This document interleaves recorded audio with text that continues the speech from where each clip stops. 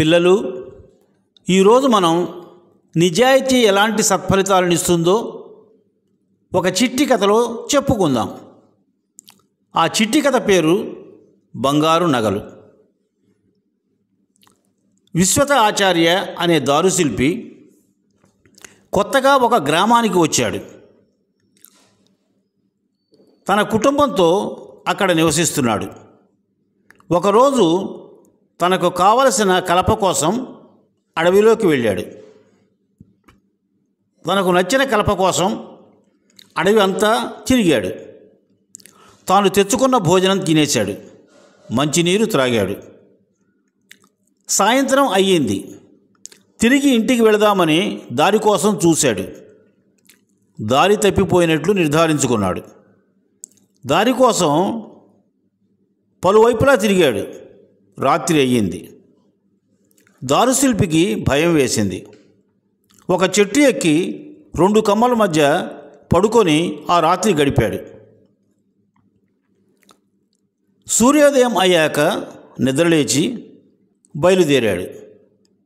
ఎటు వెళ్ళినా దారి కనిపించలేదు. మెల్లగా తూలుతూ ఎదురుగా ఉన్న పెద్ద మర్రి చెట్టు కిందకు చేరాడు. ఆ చెట్టు నీడలో పడుకొని కళ్ళు మూసుకున్నాడు.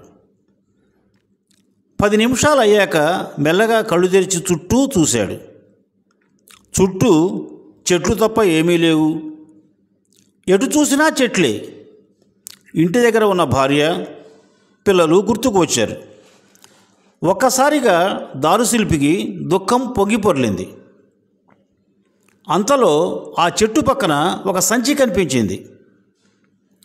ఎవరో అడవికి వచ్చి మర్చిపోయి ఉంటారు అని అనుకున్నాడు. ఆ సంచి తీసుకొని చెట్టుపైకి ఎక్కి కూర్చొని ఆ సంచి విప్పి చూస్తే మెరిసిపోతూ నిండా బంగారు నగలు కనిపించాయి. దేవుడా, నేను వీటిని ఏమి చేసుకోగలను? నాకు పిడికెడు భోజనం దొరికితే బాగుండు కదా అని అనుకున్నాడు. ఇంతలో గుర్రం చప్పుడు వినిపించింది. గుర్రం దిగి ఆ చెట్టు దగ్గరికి ఒక వ్యక్తి వచ్చాడు. అతను ఆ సంచిని చూశాడు. దానిని గురించి అడిగాడు. ఆ సంచి ఇక్కడ ఉంటే తీసుకున్నాను, ఇది నాది కాదు అని నిజాయితీగా చెప్పాడు. నాకు పిడికెడు భోజనం చాలు అని విశ్వత ఆచార్య అన్నాడు.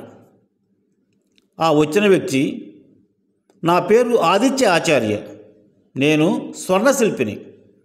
నగలు అమ్ముకుందామని ఇలా వెళ్తుండగా సంచి ఇక్కడ జారిపోయినట్లు ఉంది, అది నీకు దొరికింది అని అన్నాడు.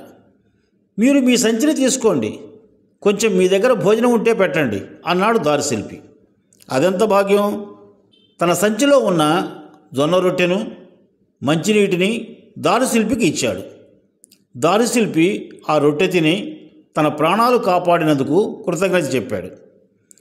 అప్పుడు స్వర్ణశిల్పి దారుశిల్పిని తన గుర్రం మీద అతని ఊరిలో దింపి తన సంచిని తనకు ఇచ్చినందుకు కృతజ్ఞతలు తెలిపాడు. ఇద్దరూ కలిసి ఆ భగవంతునికి కృతజ్ఞతలు తెలుపుకున్నారు. పిల్లలు, ఇప్పుడు మనం ఈ కథలో నీతిని చెప్పుకుందాం.